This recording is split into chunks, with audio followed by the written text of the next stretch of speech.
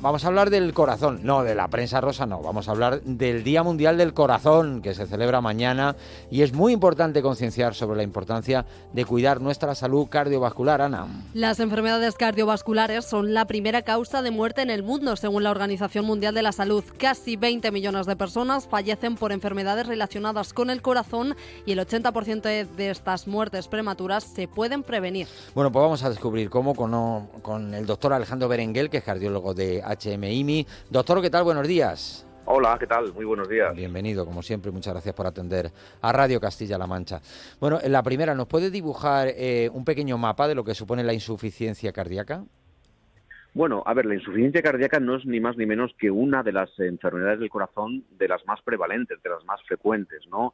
No es lo mismo el infarto que la insuficiencia cardíaca, por ejemplo, ¿no? Son enfermedades distintas. Cuando hablabais de la causa más frecuente de morirse en el mundo desarrollado, que son las causas de corazón, sobre todo hablamos de las enfermedades de las coronarias, que son los infartos, las anginas de pecho y demás, ¿no?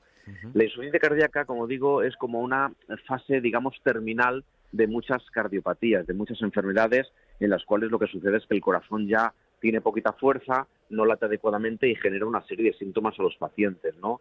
Pero yo, fíjese que casi más que de insuficiencia cardíaca, creo que deberíamos empezar hablando de los infartos y las anginas de pecho, que esas sí que son el principal motivo por el cual los sujetos vienen a los hospitales y terminan en muchos casos lamentablemente falleciendo. ¿Qué signos o síntomas nos deben poner en alerta?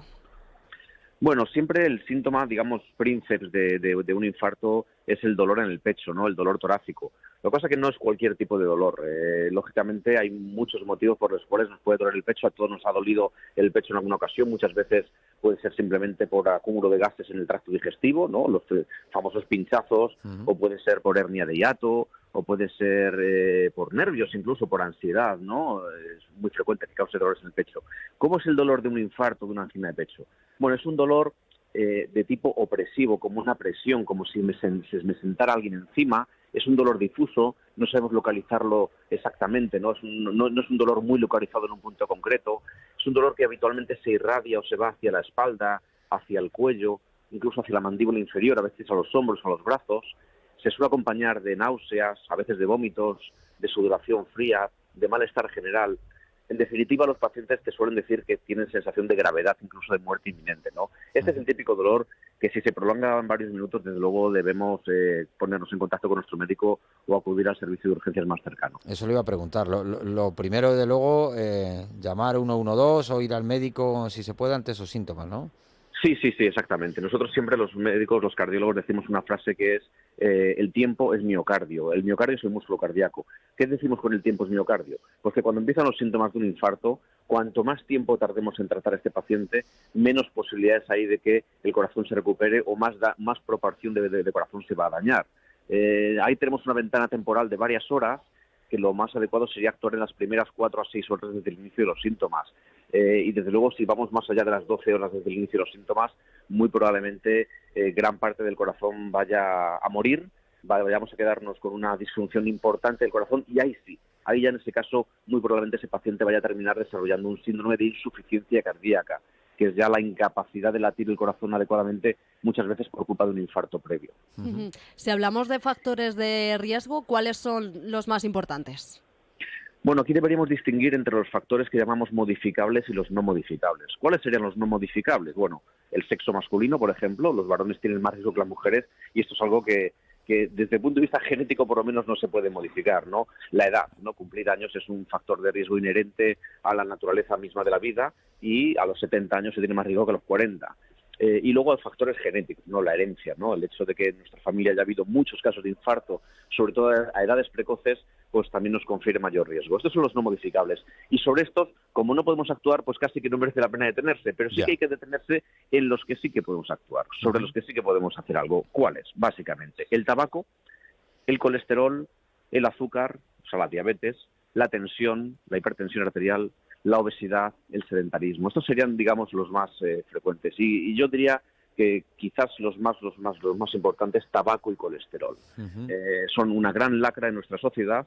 Hay muchísima incidencia de tabaquismo, hay muchísimos problemas de colesterol, Y el problema es que, por ejemplo, el tabaco, pues uno sabe si fuma o no fuma, ¿no? Pero el colesterol uno no sabe si lo tiene si no se lo mira. El colesterol no duele. El colesterol uno puede tener unos niveles muy, muy elevados y no saberlo. Entonces es muy importante hacer esas revisiones preventivas, analíticas frecuentes o periódicas para saber cómo los tenemos los niveles. Vemos infartos entre las personas relativamente jóvenes, 40, 50 años. ¿Por qué se producen estos casos? ¿Por estos malos hábitos de los que usted nos habla o hay algo más? Habitualmente, a más joven es el paciente, más probabilidad de que haya factores genéticos, ¿no? Cuando nos vienen pacientes de 30 años incluso con infartos, lo más habitual es que no sea porque haya fumado o tenga el colesterol elevado, sino que probablemente tenga alguna predisposición genética, alguna alteración genética que haga que tenga esa facilidad a generar infartos, ¿no? Y luego también hay una causa relativamente frecuente de infartos en gente joven y es el abuso de tóxicos y de sustancias como por ejemplo la cocaína, ¿no? La cocaína es una sustancia que consumida de manera aguda te puede producir un infarto ante una primera consumición, o sea, no es una cuestión sumatoria como el tabaco, que esto es una cuestión de fumar durante muchos años y al final me da el infarto, no. Consumir cocaína te puede provocar un infarto la primera vez que consumes cocaína porque se produce un vasoespasmo en las arterias coronarias, ¿no? Entonces, siempre que viene una persona joven de 30 años, de 30 y pocos, 40 años, con un infarto, pues le interrogamos por su consumo de sustancias adictivas, incluso hacemos análisis de tóxicos en sangre o en orina para detectar si el paciente ha consumido alguna sustancia, porque no es infrecuente que esto sea así. Y si hablamos de avances, los más recientes, tanto en el diagnóstico como en el tratamiento, ¿cuáles son? Bueno, la medicina se está continuamente innovando, ¿no? Hay siempre pues nuevas familias terapéuticas que salen. Por ejemplo, muy recientemente han salido al mercado y lo vamos a tener ya a disposición de todos nuestros pacientes, nuevos fármacos para el tratamiento del colesterol, nuevos y novedosos fármacos en la manera de administración, porque todos estamos habituados a escuchar la famosa pastilla que me tomo una vez al día, me baja el nivel de colesterol, eso está muy bien, pero ahora ya tenemos lo que se llaman los anticuerpos monoclonales, que son unas sustancias que se inyectan así de manera subcutánea, pues como se puede inyectar la heparina o la insulina, pero con una ventaja clarísima, y es que tenemos anticuerpos monoclonales que se administran cada 15 días o una vez al mes, o incluso ya los últimos que han salido muy recientemente, anticuerpos que se administran 2 veces al año, cada 6 meses. Entonces, claro, esto es tremendamente cómodo para el paciente porque prácticamente sería acudir al hospital o al centro de salud a administrarse la inyección cada 6 meses y este anticuerpo se come literalmente el colesterol. O sea, es tremendamente potente, tremendamente eficaz y perdurable en el tiempo, ¿no? Esto, como digo, es una novedad súper reciente, lo vamos a tener a disposición de nuestros pacientes en muy poco tiempo, pero sí que es cierto que, claro, son productos de nuevo desarrollo, son caros y de momento pues se relegarán para los casos más necesarios o más graves, ¿no? No estarán disponibles para todo el mundo, ¿no? Claro. Entonces yo diría que esto es uno de los avances más relevantes de los últimos tiempos.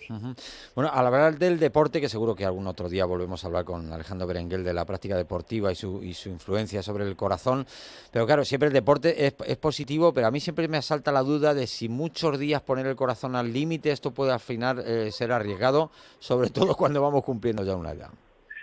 Bueno, yo siempre digo que esto es como todo, esto es como los motores de los coches, ¿no? O sea, yo puedo llevar mi motor del coche al límite sin ningún problema. Bueno, pues a lo mejor lo que tengo que hacer es primero revisar bien el coche, ver que ese motor no tenga ninguna fuga, que no tenga ningún fallo. Aquí se trata de, primero, estar muy seguro que estamos sanos para practicar deporte y, segundo, practicarlo con responsabilidad, practicarlo si soy enfermo, bajo una prescripción facultativa o médica, y si no soy un enfermo y soy una persona sana, pues practicarlo idealmente bajo la prescripción de un especialista en ejercicio o en deporte, ¿no? El deporte es fantástico, o sea, el deporte es maravilloso, es una herramienta maravillosa no solo para prevenir múltiples enfermedades, sino para tratar múltiples enfermedades. Nosotros en las unidades de rehabilitación cardíaca usamos el ejercicio físico para recuperar a los pacientes después del infarto. O sea, pero ejercicio físico, no mandarles a pasear, no. Ejercicio físico bien estructurado y de intensidad, incluso con fuerza y con pesas, ¿no? Claro. Porque, como digo, ha demostrado múltiples beneficios. Pero eso sí, obviamente hay que tener responsabilidad porque podemos llevarlo al límite, pero siempre bajo un criterio médico o profesional. Doctor Alejandro Berenguel, cardiólogo de HMIMI, gracias como siempre por estar con nosotros, por estar esta mañana en Radio Castilla-La Mancha. Buen día.